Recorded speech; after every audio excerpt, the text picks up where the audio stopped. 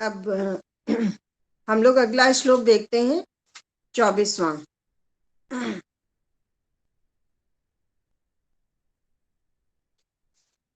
वनेचर जो कि युधिष्ठिर का गुप्तचर था, वह दुर्योधन के राज्य में जाता है। दुर्योधन की समस्त गतिविधियों को जानकर समझ करके लौटता है, और दुर्योधन की धर्म, अर्थ, काम, इन सभी पुरुषार्थों की चर्चा भी करता है। उसने जैसा देखा वैसा ही युधिष्ठिर को बताया, उसमें कुछ न कम बताया न ज्यादा बताया। इस प्रकार से उसने अपने गुप्तचर के धर्म को भली भांति निभाया। अब जो अगला श्लोक हम देखते हैं, कथा प्रसंगेन जनैरुदाहृता धनुस्मृता खंडल सूनु विक्रमः तवाभिधानात् दध्यते तवाभिधानात् व्यथते नताननः स दुःसहा मंत्र पदादिवोरगः। यहाँ पर जो शक्तिशाली दुर्योधन है, वो केवल युधिष्ठिर से डरता है। इस बात को दुर्योधन जो है, दुर्योधन से किस भांति वनेचर ने जाना, जो कि दुर्योधन ने अपने स्वभाव को इतना छद्म बना लिया था कि उसके आसपास के रहने वाले लोग भी दुर्योधन की प्रवृत्ति को जान नहीं पा रहे थे कि यह दुर्योधन किस तरह का है, कैसा है, इसके अंतर मन में क्या चल रहा है। तो वनेचर ने अपनी प्रतिभा के बल पर, अपने बुद्धि बल से दुर्योधन की मनः स्थिति को कैसे भांपा, कैसे समझा कि यह दुर्योधन जो किसी से नहीं डरता है, समस्त राजाओं में, राज्यों में इसका प्रभुत्व है, इसकी आज्ञाओं का उल्लंघन करने की किसी में सामर्थ्य नहीं है, ऐसा वह प्रभुता संपन्न दुर्योधन युधिष्ठिर से डरता है। इस बात को वनेचर ने कैसे समझा, वह इस श्लोक के माध्यम से भारवी बता रहे हैं। कहते कथा प्रसंगेन जनैरुदाहृता धनुस्मृता खंडल सूनु विक्रमः तवाभिधानाद् व्यथते नताननः स दुस्सहा मंत्र पदादि वोरगः। कथा प्रसंगेन, ये जो श्लोक है ये श्लिष्ट पदों से युक्त है। इसके दो अर्थ निकलते हैं। एक अर्थ दुर्योधन के पक्ष में निकलता है और दूसरा अर्थ उरग, सर्प के अर्थ में निकलता है। यानी दुर्योधन और सर्प, इन दोनों की गतिविधियों को, क्रियाओं को समान मानते हुए इस पद को कहा गया है। कहते हैं कथा प्रसंगेन जनैहि, दुर्योधन के पक्ष में हम पहला अर्थ देखते हैं इसका। कथा प्रसंगेन, कथा मतलब बातचीत के प्रसंग में, जनैहि माने लोगों के द्वारा, प्रजा है, अन्य लोग हैं, उन प्रजाओं के द्वारा जब बातचीत की जाती है तो किरात बता रहे हैं युधिष्ठिर से कि कैसे दुर्योधन आपसे डरता है, यह मैंने कैसे जाना। उस रहस्य को यहाँ पर किरात युधिष्ठिर से बता रहे हैं। तो कहते हैं कथा प्रसंगेन जनैहि, जनैहि माने जो उसकी जनता है, प्रजा है, वो जब आपस में बातचीत करते हैं और उस बातचीत के प्रसंग में जब वो उदाहरणार्थ, उदाहरण स्वरूप कोई बात करते हैं और जब उनके मुख से आपका नाम, तब अभिधानात, आपका नाम निकल आता है, जब वो आपका नाम उनके मुख से निकल आता है तो वह जो नाम है दुर्योधन के लिए कैसा होता है, दुस्सह, माने वो आपके नाम को बर्दाश्त नहीं कर पाता है, सहन नहीं कर पाता है। क्यों? कहते हैं अनुस्मृता खंडल सूनु विक्रमः। अनुस्मृता माने बार बार स्मरण करके। किसको स्मरण करके? आखंडल सूनु। आखंडल जो नाम है वो इंद्र का नाम है। तो सूनु पुत्र, इंद्र के पुत्र अर्जुन के, विक्रमः पराक्रम को स्मरण करके। माने जब कथाओं के, वार्ता के प्रसंग में, बातचीत के प्रसंग में जब आपका नाम आता है तो वह आपके नाम को सहन नहीं कर पाता है। क्यों सहन नहीं कर पाता है? क्योंकि आपका नाम आते ही उसके मन में इंद्र के पुत्र अर्जुन के पराक्रम का, पुरुषार्थ का, पौरुष का स्मरण हो आता है और वह डर जाता है। किस प्रकार से डर जाता है? नता ननः सह। जैसे ही यह नाम आता है दुर्योधन का सिर झुक जाता है। नत आननः माने जो उसका मस्तक है वो झुक जाता है। इस बात से मैं यह जान पाता हूं कि वह आपसे डरता है। अगर वो किसी से भयभीत है तो वह सिर्फ आपसे भयभीत है। अब दूसरे पक्ष में देखते हैं कि माने वह अपना सिर, उसका जो सिर है वो कैसे झुक जाता है, किस प्रकार से झुक जाता है। जैसे सर्प के प्रसंग में अब हम इस पुनः इन पदों को देखेंगे। कथा प्रसंगेन जनैहि। सर्प के पक्ष में यह क्या अर्थ जाएगा? माने विष वैद्यों में श्रेष्ठ लोगों के द्वारा। कथा प्रसंगेन, कथा माने वार्ता के प्रसंग में। तो सर्प के पक्ष में जब अर्थ लेंगे तो सर्प की बातचीत कौन करेगा? वही करेंगे जो इसके उपाय करने वाले लोग हैं। सर्प से डायरेक्ट तो कोई बातचीत होती नहीं है। तो सर्प के विषय में बातचीत करने वाले लोग, तो सर्प के विषय में बातचीत करने वाले लोग कौन होते हैं? वैद्य होते हैं, मंत्र झाड़ने वाले लोग होते हैं, यानी जो सर्प के विष का उपचार करने वाले लोग हैं। तो कह रहे हैं कि ऐसे लोगों के द्वारा उदाहृतात माने उच्चारण किए गए, कहे गए, मुख से कहे गए, दुस्सहात माने असहनीय, तवाभिधानात, यहाँ पर तव अभिधानात ये अर्थ आएगा वासुकी के नामों से युक्त। वासुकी नाम का जो सर्प है उससे इस अर्थ का जो, इस पद का जो अर्थ दे रहे हैं माने तक्षक वासुकी नाग की बात यहाँ पर हो रही है, जो कि सबसे भयंकर सर्प होता है। तो तव अभिधानात, तव माने आपके, आपके किसके? उस तक्षक वासुकी नाम के सर्प के नाम से, मंत्र पदात उसके नाम के मंत्रों के उच्चारण से, मंत्र के पदों से, अनुस्मृता खंडल सूनु विक्रमः माने अनुस्मृता बार बार स्मरण करते हुए, आखंडल सूनु, आखंडल इंद्र के पुत्र या इंद्र के अनुज, विष्णु के,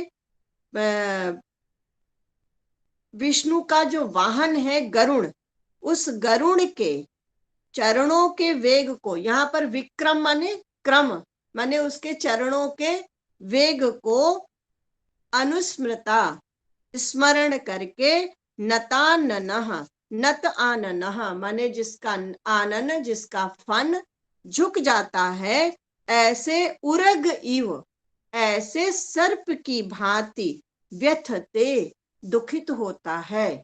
कौन? वह दुर्योधन। माने जिस प्रकार से विष वैद्यों के द्वारा मंत्रों का उच्चारण किया जाता है, माने सर्प के विष को उतारने वाले प्रभावकारी मंत्रों का उच्चारण किया जाता है, जिससे वह सर्प व्यथित हो जाता है और वह तक्षक वासुकी नाग भी जो है उसका भी जो फन है वो झुक जाता है, जबकि वह सबसे शक्तिशाली सर्प है, उससे शक्तिशाली कोई सर्प नहीं है। उसी प्रकार से यह जो दुर्योधन है वह भी व्यथित हो जाता है, दुखी हो जाता है उसी सर्प के समान आपके नाम को सुन करके। लोगों की कथाओं में, जनों की कथाओं में जैसे ही आपका नाम उच्चरित होता है, आपके नाम का कोई स्मरण कर लेता है, कोई बोल देता है, आप लोगों का नाम कोई ले लेता है, तो वो उस नाम को दुस्सह माने उसके लिए वो असहनीय हो जाता है और वो सहन नहीं कर पाता है। तो क्यों नहीं सहन कर पाता है?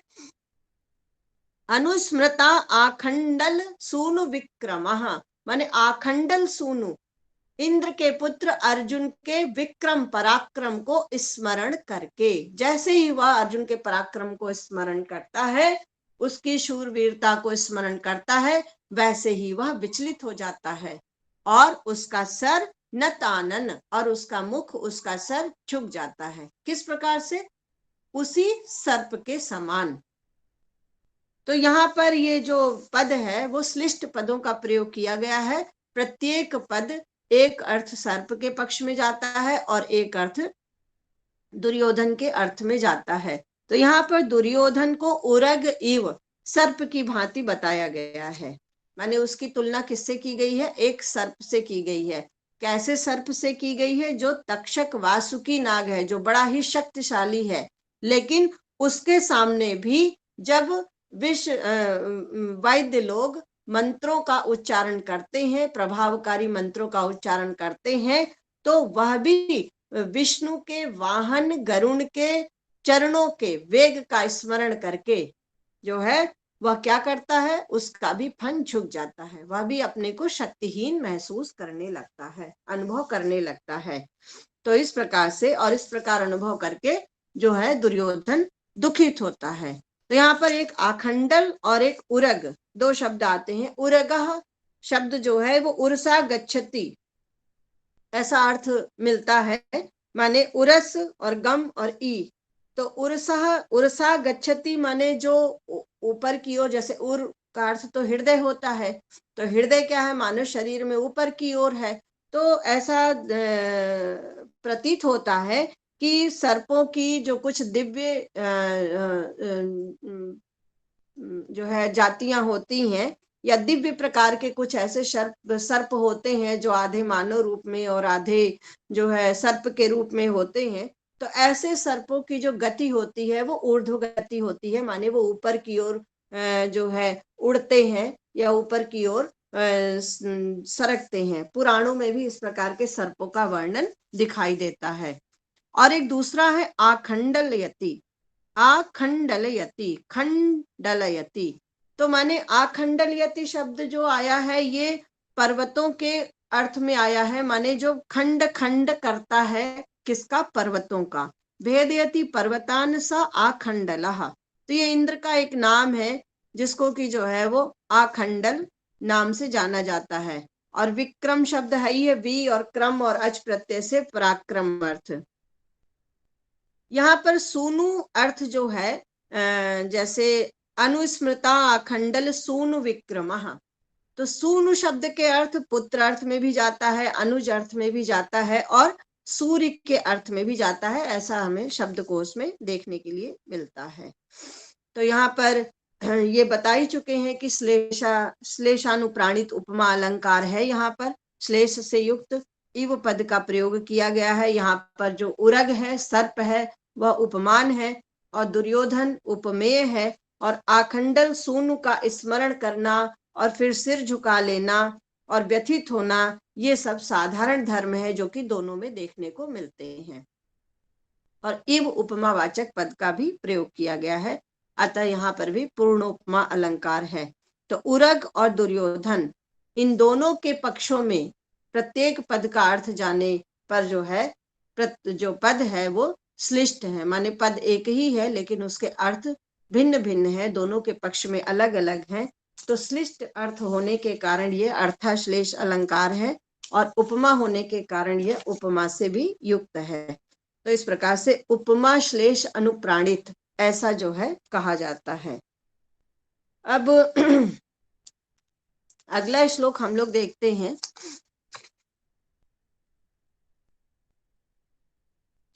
तदाशु कर्तु त्वयि जिह्वमुद्यते विधीयतां तत्र विधेयमुत्तरम् पर प्रणीतानि वचांसि चिन्वतां प्रवृत्तिसाराः खलु मादृशां गिरः। अब जो किरात हैं वो दुर्योधन के जो समाचार वो जितना लेकर के आए थे दुर्योधन से संबंधित, कि उसके स्वभाव व्यवहार, उसकी राजनीति, उसकी कूटनीति, उसकी व्यवहार नीति, उसकी लोक नीति, सभी का उपसंहार करते हुए इस पद्य में बताना चाह रहे हैं। और यह युधिष्ठिर को यह कहना चाह रहे हैं कि अब आपको उचित कार्य करना चाहिए, उचित कदम उठाना चाहिए। इसी बात को कहते हुए आगे हम देखते हैं। तदाशु कर्तुम त्वयि जिह्वमुद्यते विधीयतां तत्र विधेयमुत्तरम् पर प्रणीतानि वचांसि चिन्वतां प्रवृत्तिसाराः खलु मादृशां गिरः। तत् त्वयि, तत् माने इसलिए। अब चूंकि ये तत्पद जो है ये उपसंहार अर्थ में आया कि अब हमने इतनी बात, इतनी सूचनाएं हमने आपको दे दी, अब इन सूचनाओं के आधार पर, है ना, आपको क्यों कार्यवाही करना है, क्यों आपको उचित कदम अब उठाने का समय आ गया आपके लिए, क्योंकि तत्पद से सूचित होता है कि तत् माने इसलिए दुर्योधन की ये सारी गतिविधियों को मैंने आपको बताया। अब त्वयि माने अब आपके द्वारा, है ना, तुम्हारे प्रति जिह्वम कर्तुम उद्यते, जो कपट पूर्व व्यवहार करने के लिए उद्यत है।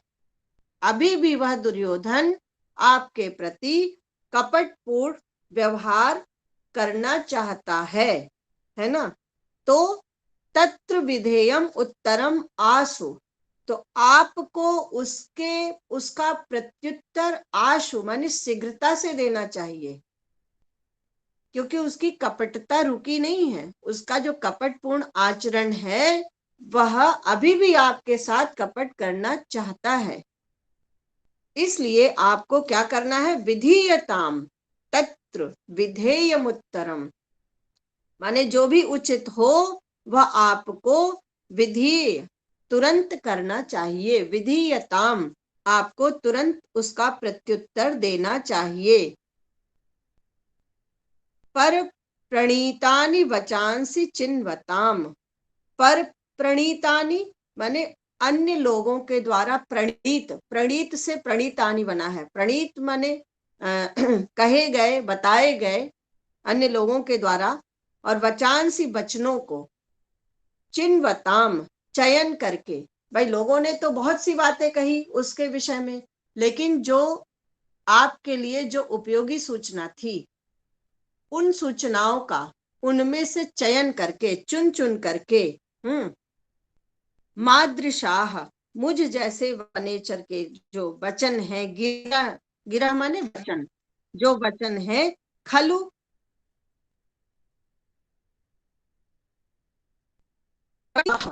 निश्चित रूप से सार रूप कहे गए हैं। माने मुझ जैसे वनेचर के, मुझ जैसे गुप्तचर के जो वचन है, जो मैंने आपसे कहा है, और वह वचन कैसे हैं, वहां जो मैंने सुना लोगों के द्वारा, उनमें से जो मैं चुन करके, माने सार रूप में जो लेकर के आया हूं, प्रवृत्ति सारा, वृत्तांत का, जो बातचीत का जो सारांश था, जो रहस्यमय अर्थ था, जो उपयोगी था, वह उन वचनों से युक्त जो मेरे वचन हैं आपके लिए, वो सब कैसे हैं, ये सब सारांश हैं। ये बहुत सूक्ष्म रूप से मैंने आपके समक्ष इन वचनों के द्वारा उसकी प्रवृत्ति को रखा है।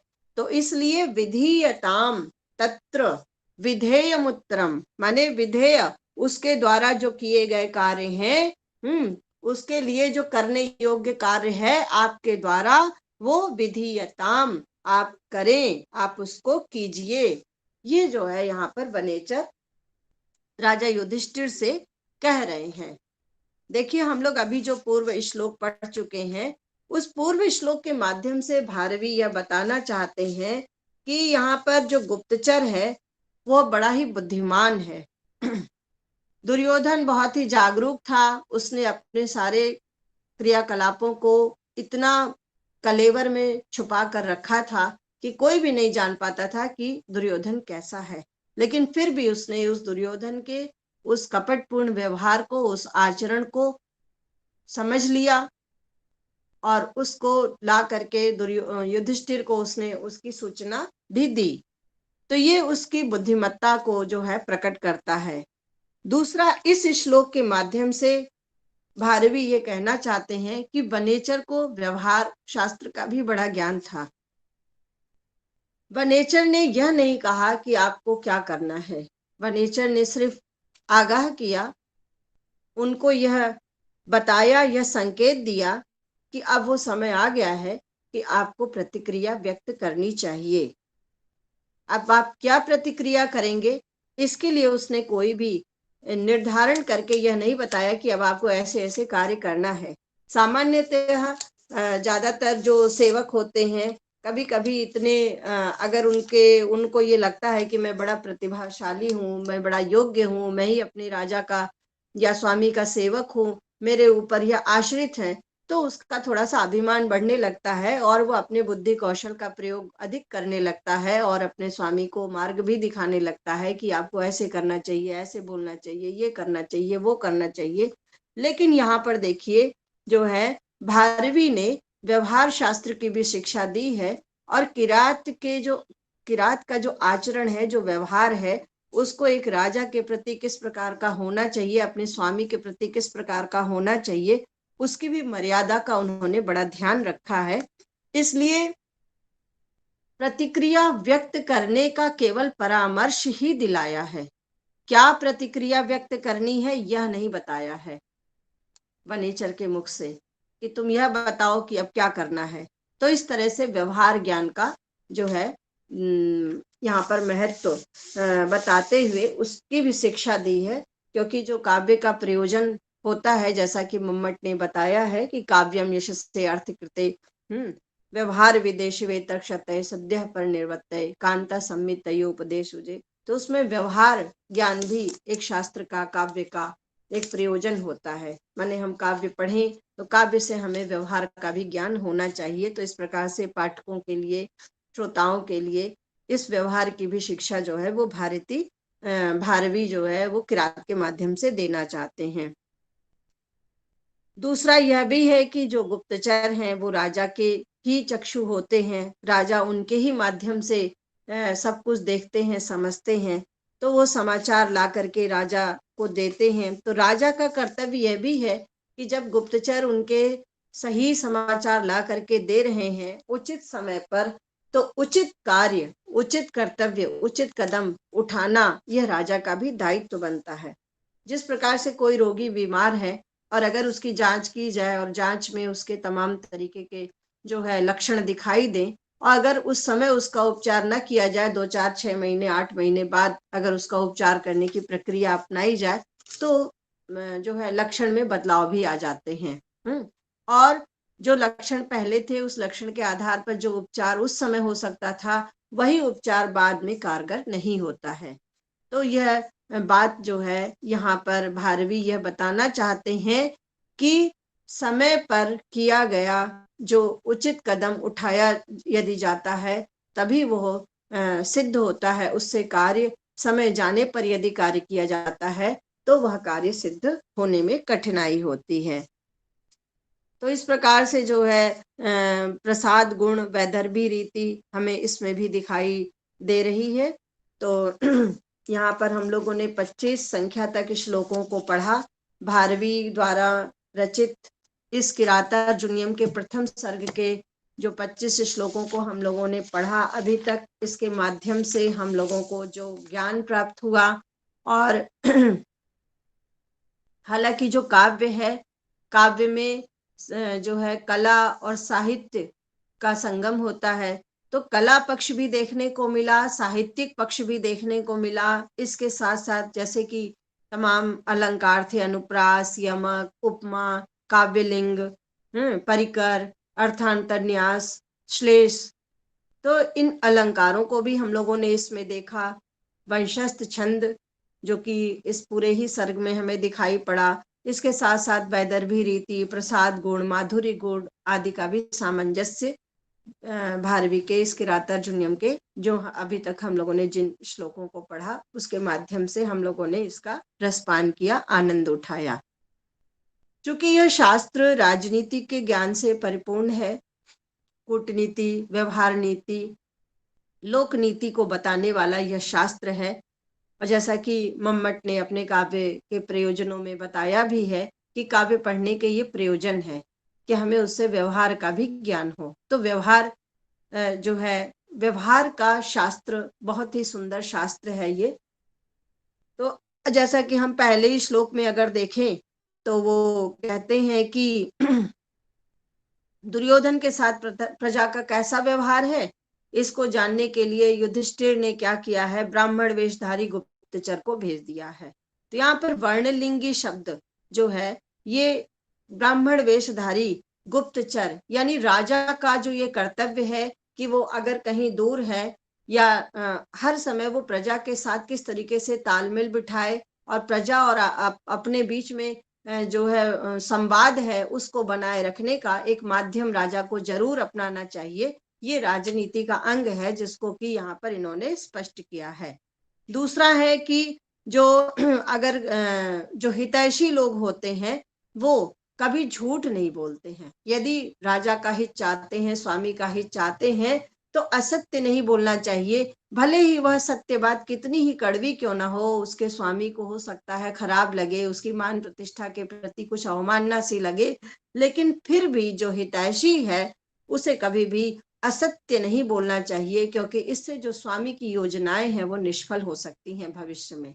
तो इस बात को बड़ी ही कठोरता से और बड़ी गंभीरता से भारवी ने कहा है अपने इस ग्रंथ में। दूसरी एक चीज हमको और भी देखने के लिए मिली है, अभी तक हम लोगों ने जितने श्लोकों को पढ़ा है, कि मध्य में सुंदर सुंदर सूक्तियों के द्वारा भी उन्होंने ज्ञान की शिक्षा दी है कि कट्टु सत्य को राजा को भी स्वीकार करना चाहिए, स्वामी को भी स्वीकार करना चाहिए।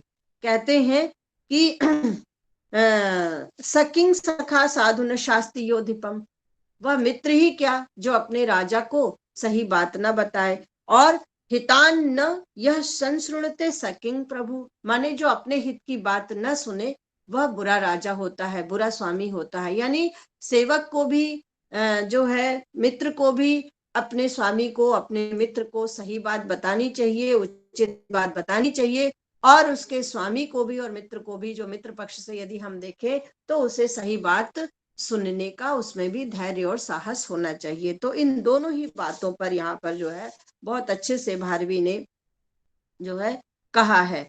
और दूसरा यह भी इसके साथ साथ यह भी कहते हैं कि क्यों ऐसी बात कही उन्होंने, क्योंकि हितम मनोहारी च दुर्लभम बचा, इस संसार में ऐसी ये बात बहुत दुर्लभ है कि वह आपके काम की भी हो, आपके लिए उपयोगी भी हो, आपके लिए हितकारी भी हो, और सुनने में बड़ी सुंदर भी लगे। कहते हैं स्वास्थ्यवर्धक दवाइयां ज्यादातर कड़वी ही होती हैं। तो कड़वी दवाइयों को भी खाने की आदत डालनी चाहिए, कड़वी घूंट भी पीने की आदत डालनी चाहिए, क्योंकि वो बड़ी हितकारी होती हैं। तो हितम मनोहारी च दुर्लभम बचा, और एक उपदेश और भी दिया है उन्होंने कि न वंचनीया प्रभवो अनुजीवी भः, जो अनुजीवी हैं, सेवक हैं, सहचर हैं, या मित्र हैं, उन्हें अपने स्वामी को, अपने मित्र को कभी भी वंचना नहीं करना चाहिए, उनको ठगना नहीं चाहिए, उन्हें धोखा नहीं देना चाहिए, उनके साथ छल आदि नहीं करना चाहिए। और इसके साथ साथ एक चीज और भी बताई है कि अनार्य संगात वरम विरोधो अपि समम महात्म भी। वैसे तो सूक्त इतनी ही है कि वरम विरोधो अपि समम महात्म भी, माने सज्जनों के साथ जो विरोध है वह भी श्रेष्ठ है। तो किससे श्रेष्ठ है? अनार्य संगात, दुष्टों की संगत से। तो दुष्टों की संगति के लिए भर्तरी ने भी बहुत मना किया है कि दुष्टों से तो बहुत दूर रहें, बहुत दूरी बना कर रहें, भले ही आपका किसी सज्जन व्यक्ति से जो है विरोध हो जाए, क्योंकि वह जो सज्जन व्यक्ति है विरोध होने पर भी वो आपका इतना अहित नहीं करेगा जितना दुष्ट व्यक्ति आपका मित्रता होने पर भी अहित करेगा।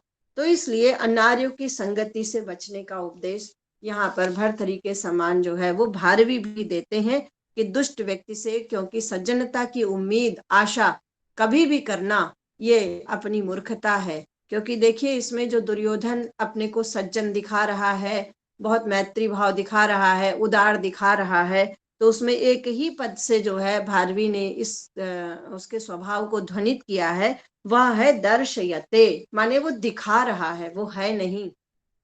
दर्शयते, है ना। तो स संततम दर्शयते गतस्मयः। तो यहाँ पर दर्शयते जो पद का प्रयोग भारवी ने किया है, यह बहुत ही महत्वपूर्ण है कि इसके द्वारा जो है वो दुर्योधन के जो कुटिल प्रवृत्ति है वो कहीं गई नहीं है, वो उसके अंदर ही बैठी हुई है। उसने सिर्फ एक अपने ऊपर एक आवरण चढ़ा रखा है सज्जनता का। तो वो सज्जनता का आवरण बड़ा ही भयंकर है और बड़ा ही नुकसानदेह है। तो इस प्रकार से जो है भारवी ने बहुत ही सुंदर उपदेशों के साथ साथ, गुणों के साथ साथ, अपने इस अर्थ गांभीर्य के साथ साथ समाज को उपदेश देने का प्रयास किया है, और अपने राजनीतिक, कूटनीतिक, व्यवहार नीति आदि कौशल को भी यहाँ पर इस ग्रंथ में कूट कूट करके भरा है, जो हम सब के लिए भी अनुकरणीय है। और आज भी इसका शिक्षण उतना ही प्रासंगिक है जितना महाभारत काल में अर्जुन के लिए रहा होगा, युधिष्ठिर के लिए रहा होगा, दुर्योधन के लिए रहा होगा। तो हम अब इसी के साथ जो है, चूंकि हम लोग का यहाँ पर पाठ समाप्त हो रहा है, इस बात को यहीं पर रखते हुए अब पुनः हम लोग इस पर चर्चा करेंगे। फिर कभी अगर इसमें कोई समस्या हो, किसी को कोई प्रश्न पूछना हो, तो वह आप पूछ सकते हैं, बातचीत कर सकते हैं। स्वाभिमान की रक्षा हर स्थिति में करना चाहिए, ऐसा भारवी का भी संदेश है ना। तो अपने अपने स्वाभिमान की के साथ साथ हमें अपने ज्ञान का भी वर्धन करें। और इसी कामना के साथ आप सभी को बहुत बहुत नमस्कार। हम फिर मिलेंगे। धन्यवाद। मैम को बहुत बहुत धन्यवाद। आपके प्रिय और ओजस्वी उद्बोधन से आपने हमें लगभग 11 उद्बोधनों के माध्यम से हमारे सभी जितने भी प्रतिभागी हैं उनका आपने बहुत ही दिव्य मार्गदर्शन किया। मैं आपका हृदय से आभार व्यक्त करता हूं और अपेक्षा करता हूं, क्योंकि ज्ञान बिना आशीर्वाद के फलीभूत नहीं होता है। तो आपका आशीर्वाद, स्नेह और आगे भी हम लोगों को मार्गदर्शन बना रहे, ऐसी कामना करते हैं और बहुत ही हृदय से आपका आभार व्यक्त करते हैं। एवं भूतः अवसरः भाग्येन लभ्यन्ते, यतः मातृतुल्या इयम् अस्माकम् आचार्या। अस्माकं समेषाम् 11 दिनानि 25 श्लोकान् अस्मान् अध्यापितवती। तदर्थं भूयो भूयः धन्यवादः आचार्याभ्यः। प्रणाम। बहुत बहुत धन्यवाद, बहुत बहुत धन्यवाद भैया, बहुत बहुत प्रणाम।